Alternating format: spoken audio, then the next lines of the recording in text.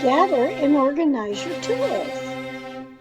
Wire cutters, needle nose pliers, blueprint, solder, soldering iron, sponge, water, and soldering iron holder.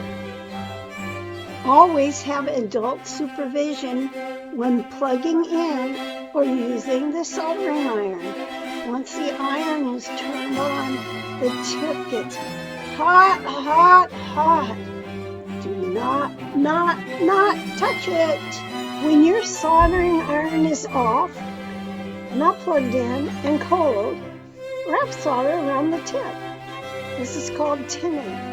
Whenever the iron is used, the tip must be tinned with fresh solder during use. This solder will melt as the iron heats up.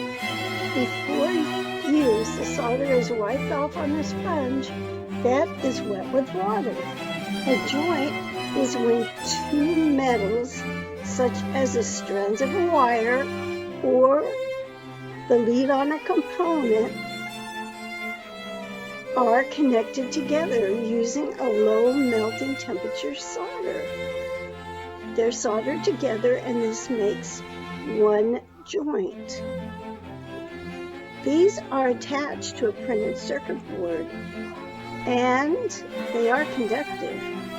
The printed circuit board has metal lines called traces, which connect the parts of the radio together. You will have a blueprint which will tell you where everything goes. You will have a blueprint which will tell you where the connections and components go. This is like a map that tells you directions. There are several rules you should follow to make your solder joint the best and strongest it can be. In the middle of the solder, there is a core, and it has a cleaning agent. This cleaning agent is called flux.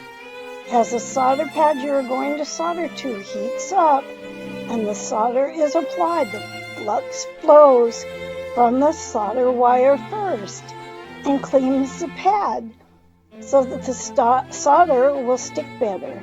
There are several different ways to make a solder joint. We are going to pre-tin the metals we are joining together.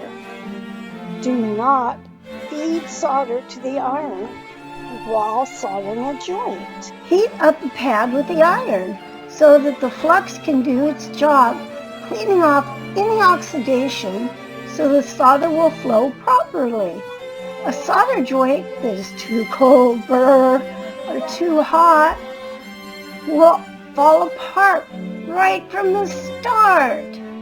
Now it's time to build our radio and turn on your first show.